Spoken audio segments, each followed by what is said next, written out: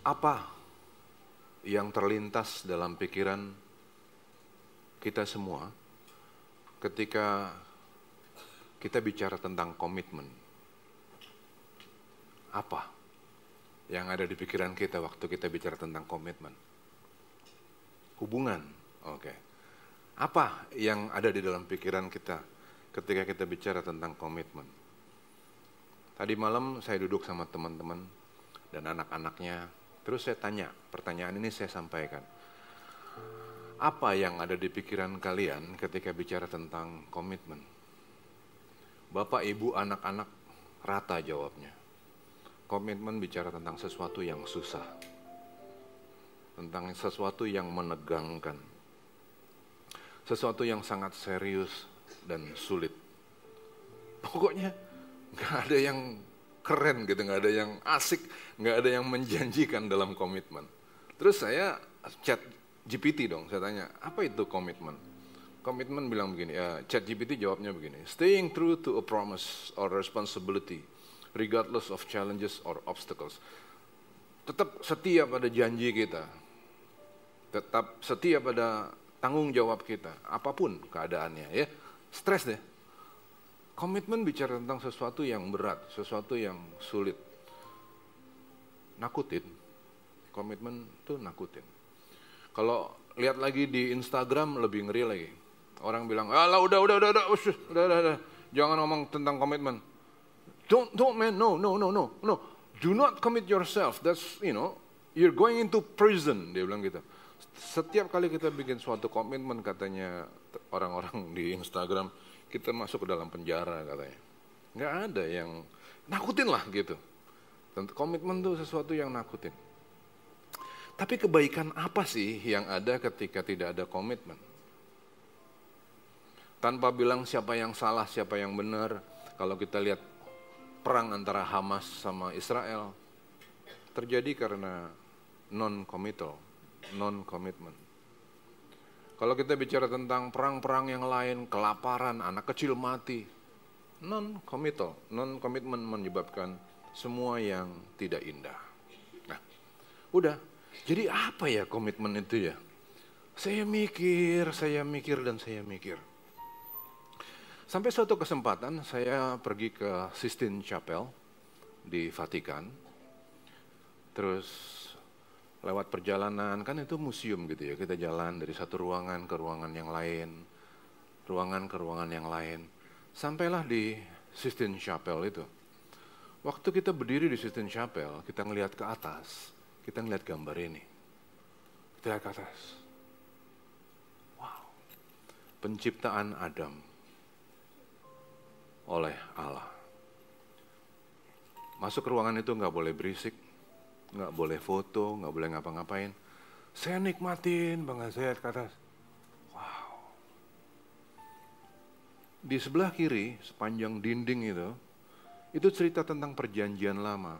Episode perjanjian lama. Musa melayani satu episode kepada episode yang lain, terus. Di sebelah kanan, ini episode tentang pelayanan Tuhan Yesus. Nah, ngelihat semua itu, paparan yang ada di Dome, dan paparan yang ada di perjanjian lama, juga ada di perjanjian baru. Saya melihat bahwa di situ ada suatu komitmen. Komitmen Allah kepada manusia. Dan terus saya ngelihat begini, kalau ngelihat gambar ini dan pelajari firman Tuhan, komitmen Allah kepada kita itu adalah suatu cerita cinta. Suatu love story dari Allah Maha Agung kepada manusia yang terus-terusan nakal. Terus-terusan berusaha untuk lari dari rengkuhan tangannya. Aku terbang dengan sayap fajar. Dia berusaha untuk lari kan orang ini. Diam di ujung bumi, namun tanganmu menuntunku selalu, bawaku mendekat padamu. gitu kan? Yuk kita nyanyiin lanjutannya. Engkau Tuhan Allah Maha Tahu, betapa dahsyatnya kuasa-Mu, hadirat-Mu kini penuhiku, bawaku, gitu kan Bu, mendekat padamu. Berapapun usaha kita untuk lari, berapapun usaha nakalnya manusia dari zaman ke zaman, Allah selalu berusaha untuk merengkuh. Dia cari. Kasih setia Tuhan selalu baru setiap pagi. Tidak habis-habisnya di dalam hidupku. Jadi, komitmen di dalam kacamata Allah adalah suatu cerita cinta. Coba deh, kita renungin itu dan saya kepingin ini kita bawa pulang sama-sama. Memang komitmen itu sesuatu yang serius, sesuatu yang berat, iya, ngerti saya. Tapi coba kita bawa pulang dengan suatu pemahaman bahwa komitmen itu bicara tentang cerita cinta, a love story. A love story yang sekarang ditawarkan kepada kita. Ditawarkan. Tuhan udah punya cerita cintanya kepada kita. Kalau begitu, ini giliran Pak Simon untuk bikin suatu love story dengan Tuhan Allah. Ini panggilan supaya kita membangun love story kita dengan Allah. Itu loh, that's commitment. Memang ada unsur tegangnya betul, tapi it is about a love story. Nah, lihat, untuk manusia-manusia yang terus-terusan nakal ini, Allah menjaga sempurna. Perjanjian lama itu bicara tentang etika-etika, bagaimana manusia harus hidup. Tuhan jaga kita sempurna.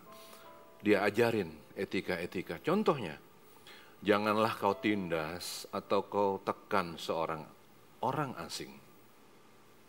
Ya, sederhana aja. Jangan kau tindas orang-orang asing. Sebab kamu pun dahulu adalah orang asing di tanah Mesir. Ayo dong. Tuhan bilang, kamu kan juga bukan orang yang benar-benar amat. Dulu kamu orang-orang yang tertindas di tanah Mesir. Kamu tahu kan rasanya ditindas. Maka jangan kamu sembarangin orang-orang asing. Jagailah mereka. Jangan kamu sembarangin anak yatim piatu, janda-janda. Jika engkau menindas mereka ini, tentulah aku akan mendengarkan seruan mereka. Jika mereka berseru-seru kepadaku dengan nyaring. Tuh. Etika-etika. Tuhan jagain sempurna. Dengan lembut dia panggil. Kemanakah, gitu kan? Aku harus pergi, menjauhi rohmu, Tuhan. Nah, dia nggak mau dijauhin, dia terus deketin, gitu. Kemudian di perjanjian baru, message yang paling kuat di perjanjian baru, anak manusia datang bukan untuk dilayani, melainkan untuk melayani dan untuk memberikan nyawanya menjadi tebusan bagi banyak orang. Bukan main kasih Tuhan kepada kita. Nah, maka tadi dia udah punya his story, betul? What is your story? Gimana Pak Yusuf? Apa cerita cinta kita dengan Tuhan? Itu yang dicari ya. Nah, oke. Berikutnya nih, saya mau kita sama-sama nikmatin cerita-cerita cinta di dalam Alkitab. Saya nggak mau cerita dari orang-orang yang udah sering kita dengar namanya. Saya mau cerita cinta dari seorang yang bernama Simeon. Simeon, oke? Yuk kita buka Simeon. Simeon itu ada di Lukas 2. Di dalam Lukas 2, jangan kesini dulu, balik dulu aja. Di dalam Lukas 2 itu ada cerita tentang Simeon yang oleh pimpinan Roh Kudus datang ke bait Allah. Waktu bayi Yesus dibawa ke bait Allah. Gitu. Dibawa nih ke bait Allah. Simeon oleh pimpinan Roh Kudus ada di situ, di bait Allah itu. Nah, kemudian waktu dia lihat waktu dia melihat bayi Yesus itu, diambil bayi Yesus dari tangan Maria. Kemudian Simeon bilang, inilah dia yang menebus dosa dunia, ini loh. Tuhan, dia bilang, Tuhan, udah, sekarang aku udah happy. Sekarang waktunya aku pulang. Ini orang tua, bener orang tua. Ini orang yang tua banget, nanti kita akan pelajarin. Dia tua banget dan dia bilang, Tuhan, aku udah happy. Sekarang aku mau dipanggil pulang, it's okay, I'm happy. Saya bingung kan, kenapa dia happy ya? Ternyata di situ ada cerita tentang komitmen. Gini, siapa Simeon? Simeon itu adalah ahli penterjemah Alkitab yang dalam zaman itu disebut dengan sofrim. Orang-orang sofrim ini ngejaga benar ketulusan firman Tuhan, kekudusan, kemurniannya dia jaga. Nggak boleh ada yang salah sedikit pun, itu pengabdian mereka. Itulah cinta mereka, cerita cinta mereka, itulah komitmen mereka kepada Allah. Setiap huruf Yahudi, setiap huruf Yahudi itu ada nilainya. Ada nilai 1, 2, 3. Jadi setiap kata itu ada suatu nilainya yang dijaga banget sama sofrim-sofrim ini. Itu komitmen mereka. Terus sampai suatu kali Simeon harus menerjemahkan Yesaya 7:14. Kita buka tadi. Dia harus terjemahkan ini. Yesaya 7:14. Sebab itu Tuhan sendirilah yang akan memberikan kepadamu suatu pertanda. Sesungguhnya seorang perempuan muda akan mengandung dan akan melahirkan seorang anak laki-laki. Dan ia akan menamakan dia Immanuel. Nah, ini harus terjemahin. Dari bahasa Ibrani ke bahasa Yunani. Perhatiin di situ ada kata seorang perempuan muda. Nah, perempuan muda ini terjemahinnya bagaimana?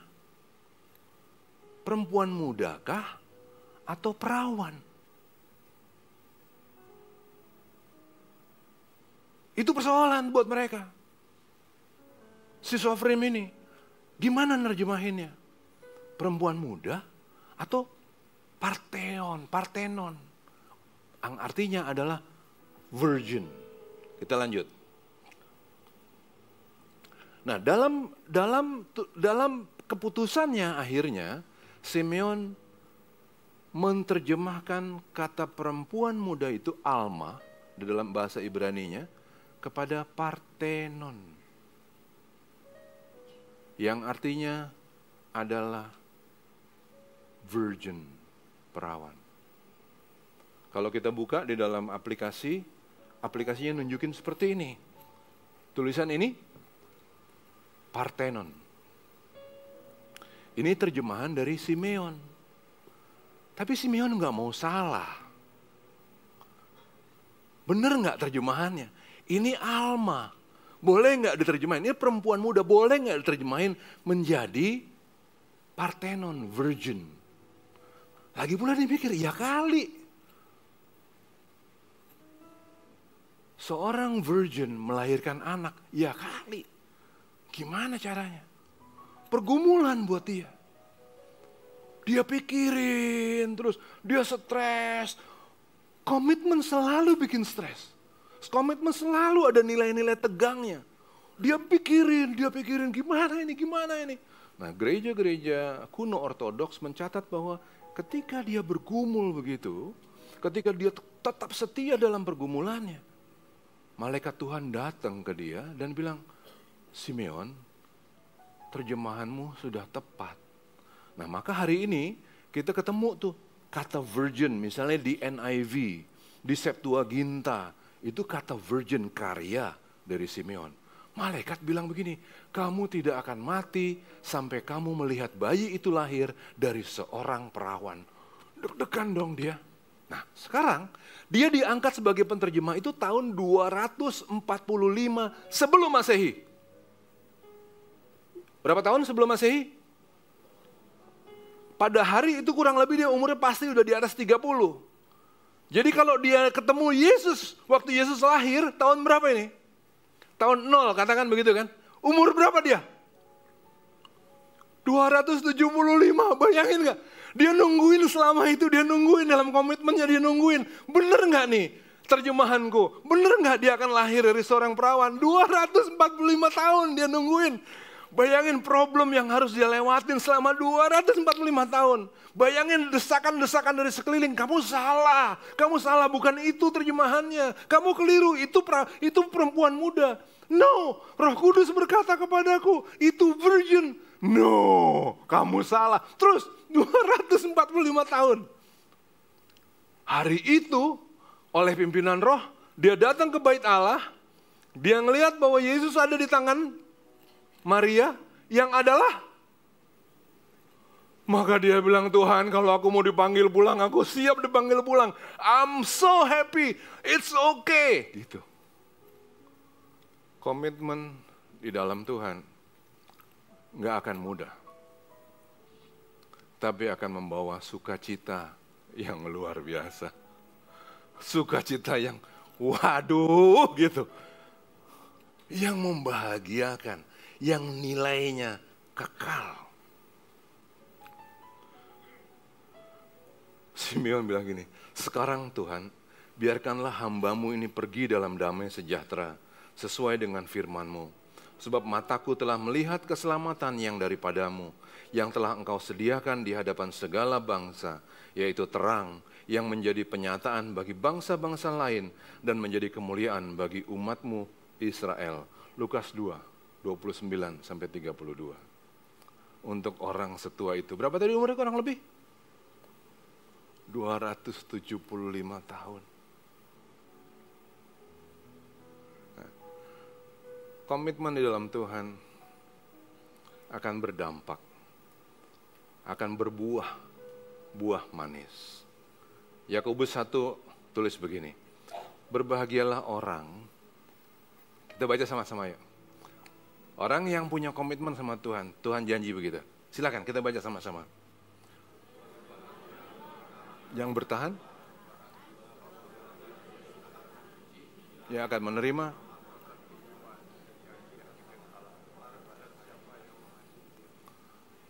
Simeon punya cerita komitmen. Cantik banget ya nggak sih? Now, pertanyaannya adalah, apa cerita cinta kita? Ada lagu lagi tuh, indah, keren banget.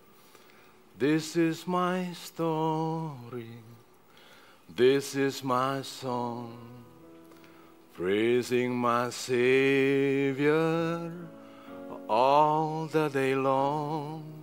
Kita nyanyi lagu itu ya. Ya, jadi kita mau bilang, Tuhan, iya Simeon punya cerita, Musa punya cerita. Semua udah punya cerita. Sekarang Lifehouse Tuhan. Kami kepengen membangun cerita kami memuliakan Tuhan. Setuju? Siap kita begitu? Amin? Nakutin? Nakutin. Tapi akan ada kebahagiaan ya Pak. Akan ada kebahagiaan kekal berat. Tapi akan berbuah kebahagiaan. Kita nyanyiin yuk. This is my, gimana? Ulang saya, kalau itu persoalan saya loh. Ngomong aja fales. Gimana mau nyanyi ya kan? Tapi kita coba lagi ya. This is my story. This is my praising my Savior all the day long. Lagunya beda ya. This is my story. This is my song.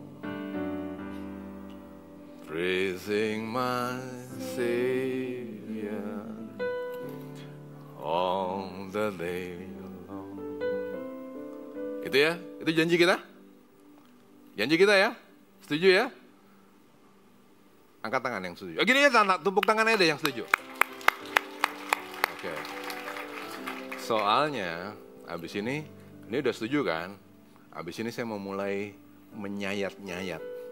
Mulai kasih jab-jab pukulan kepada kita untuk menjadi koreksi bagi kita.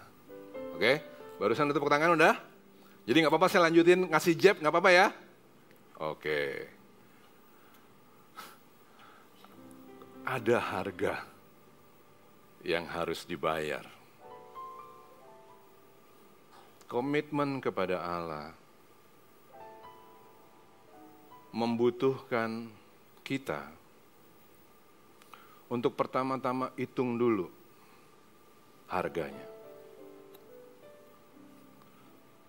Tuhan Yesus bilang begini, barang siapa tidak memikul salibnya dan mengikut aku, apa? Ia tidak dapat menjadi muridku. Sebab siapakah di antara kamu yang kalau mau mendirikan sebuah menara tidak duduk dahulu membuat anggaran biayanya, kalau cukup uangnya untuk menyelesaikan pekerjaan itu. Bapak, Ibu, Saudaraku, keselamatan yang Tuhan kasih gratis, tapi tidak murahan. Keselamatan yang Tuhan berikan, kasihnya Dia, tangannya Dia yang merengkuh kita, itu gratis, tapi tidak murahan. Karena ketika Dia memang memberikan semuanya itu, Dia tunggu bahwa kita betul-betul setia dengan nyanyian kita tadi. This is my story, this is my song. Beneran? Beneran kita mau bikin story sama Dia? Story yang indah? Jangan cuma nyanyi.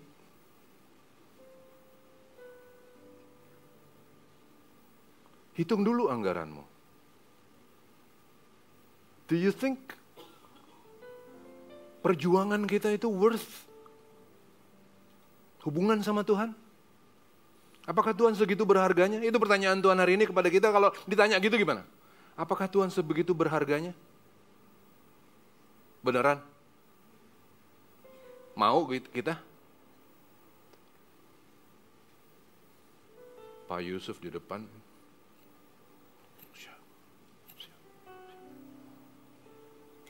Itu padahal kita ngelihat hari ini, Pak Yusuf dan Ibu bukan dalam kondisi yang nyaman.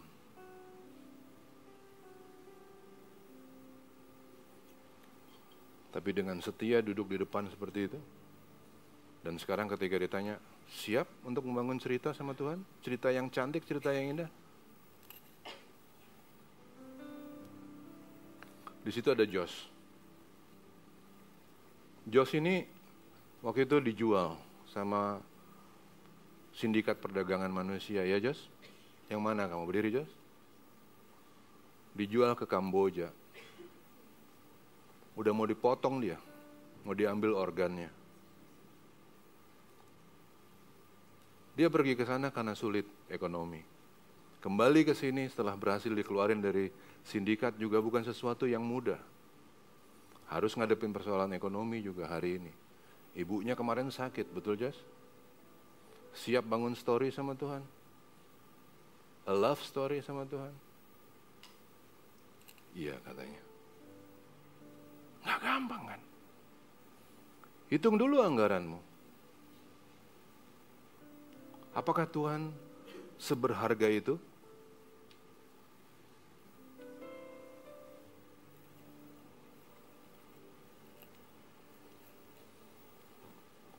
Apakah Tuhan seberharga itu?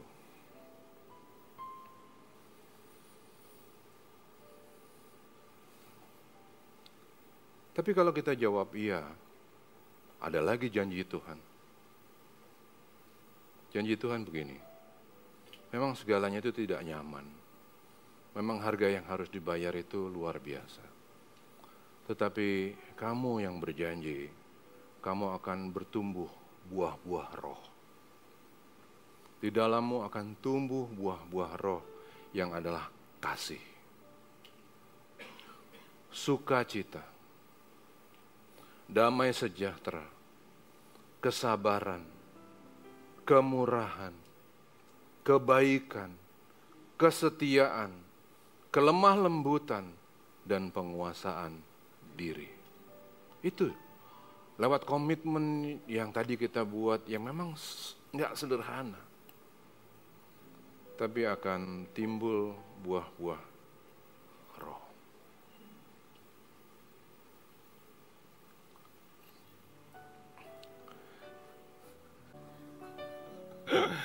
Lifehouse di dalam hati pendirinya yang digerakin sama Tuhan, itu berharap supaya Lifehouse ini menjadi gereja yang kecil aja kayak begini.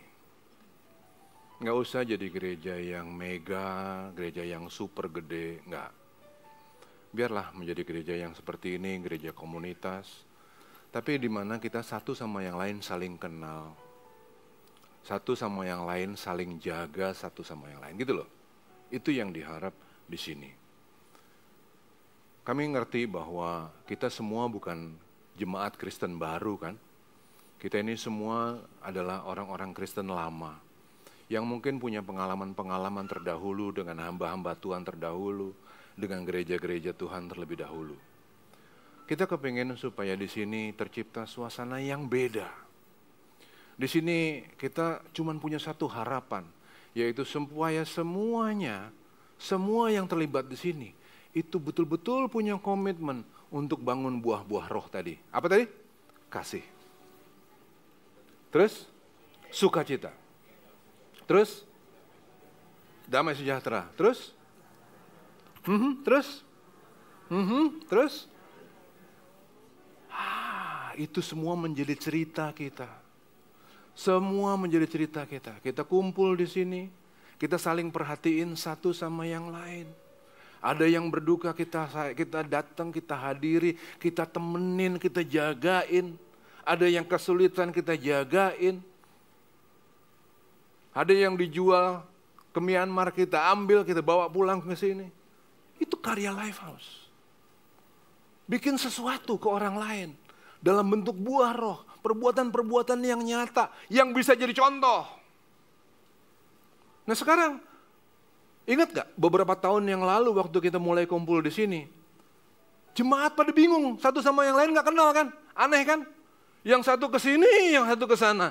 Yang mau kita berdiri dulu di situ, jangan langsung pulang. Kita nggak berantakan, nggak karu-karuan, karena nggak nyaman, betul nggak? Tapi hari ini lebih nyaman kita sama-sama kan? Ya. Tapi adakah cerita cinta di dalamnya? Sel sama sel. Di sini udah kebentuk banyak sel kan? Pada berantem nggak?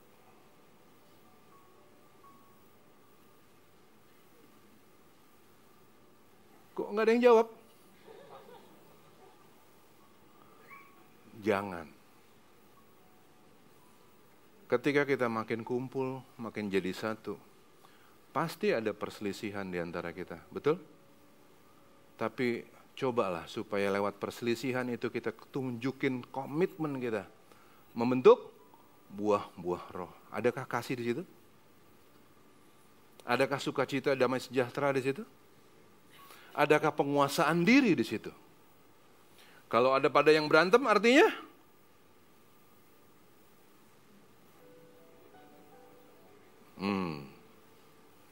perbaiki. Bangun cerita cinta kita. Belum yang pada bisnis sama-sama. Kemarin kita makan di restoran baru. Keren banget kan? Lifehouse bertumbuh. Makin tumbuh, jadi satu, makin erat, hubungan satu sama yang lain makin erat.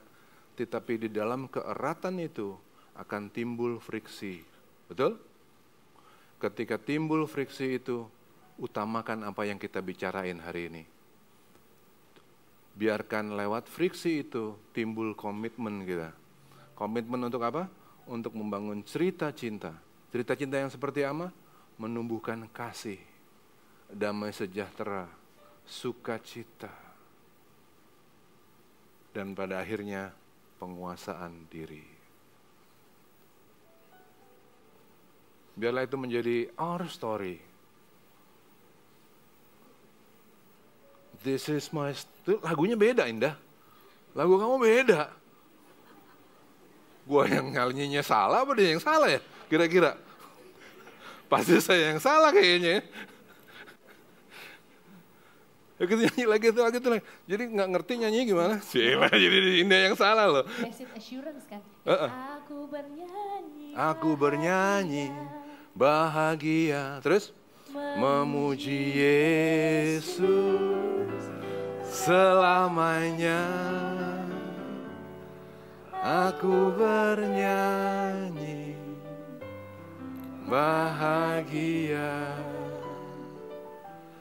memuji Yesus selamanya. Saya sendiri bukan cuma sekedar berkhotbah. Di dalam ikatan Lifehouse, saya juga harus ada komitmen. Pak Budi waktu itu tegur saya. Jadi waktu anak saya mau kawinan, kan dia harus punya surat baptis. Nah anak saya yang gede itu baptisnya di gereja yang lama. Tapi kita nggak pernah terima surat baptisnya. Terus saya hubungin ke Pak Budi dong. Pak Bud, ini gimana nih surat baptisnya nggak ada nih. Dari gereja yang lama nih. Udah Lifehouse aja yang keluarin deh. Gitu. Pak Budi jawab gini. Komitmen. Jawabannya Pak Budi gini. Bang, kalau gue keluarin bisa-bisa aja. Tapi gimana tanggung jawab kita sama Tuhan, Bang? Kan bukan Lifehouse yang baptis. Saya buka kacamata juga sih. Ya elah. Susah amat. Tapi Bang, kita punya komitmen, Bang. Kita kepengen jadi gereja kecil, gereja komunitas yang bisa kasih contoh. Sesederhana itu. Banyak gak enaknya sih buat kita. Aku pasang lagi kacamata dong. Ya juga, bener juga ya kan. Ya udah. Gak pernah dikeluarin sama Lifehouse. Tapi di situ saya belajar penguasaan diri. My story dalam cerita itu adalah penguasaan diri. Saya bilang iya Pak. Iya betul Pak. Udah, jangan. Terus saya harus ngubungin gereja yang lama. Rasanya mau. Tapi udahlah. Udah. Pak, saya butuh surat baptis Pak. Waktu itu belum diterbitin. Ternyata dari sana juga gampang aja. Oh iya Bang, kita keluarin gampang. Kita keluarin. Tahun berapa waktu itu? Tahun segini. Gua bikin. Selesai. Ada story. Belum lagi yang lain-lain di dalam Lifehouse ini, di dalam gereja kecil kita ini. Banyak lagi cerita-cerita lain yang tentang komitmen. Yang kita kepingin menularkan itu semua kepada seluruh jemaat. Untuk perbaiki semua itu. Ada hubungan yang rusak di sini. Rumah tangga yang hampir-hampir meleduk.